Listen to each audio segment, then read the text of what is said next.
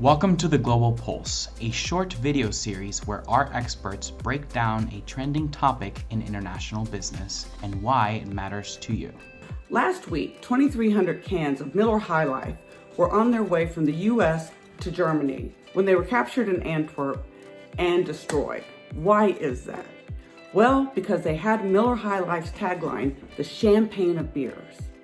As most of us know, France has filed all the paperwork with multiple trade organizations that says you can't use the term champagne unless you're referring to a sparkling wine made in the Champagne region of France.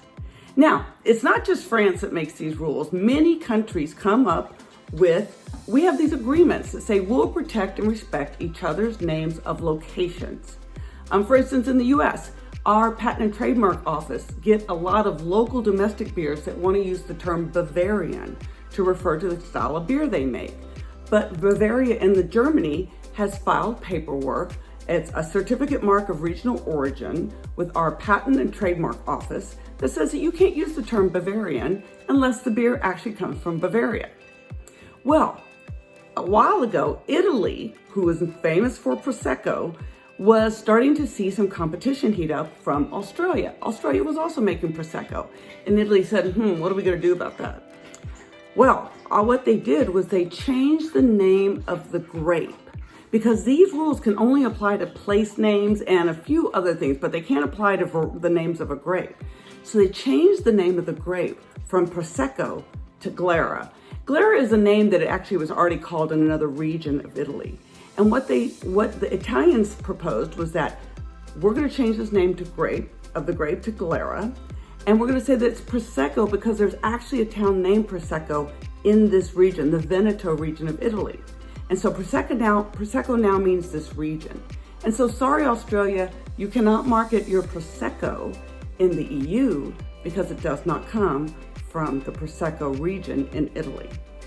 It's interesting because New Zealand is also doing this. So New Zealand now is, and this is a legitimate path. I mean, New Zealand is now trying to protect a few names of regional areas like Marlborough. If you've had a New Zealand Marlborough Sauvignon Blanc, you know it has a very distinct taste.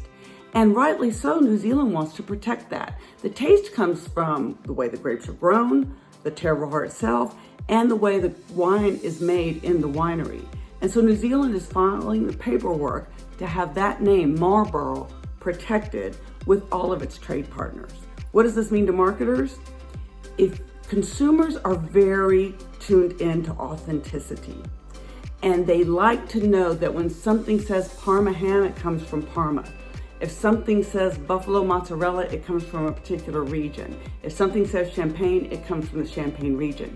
If you're building a brand that is tied into a region or a location, you want to make sure that you file the paperwork, your association more likely than your actual company, that you file the paperwork wherever it is you intend to do business to make sure that you ultimately profit over the notion, the feel, the associations that you build with that location name and your brand.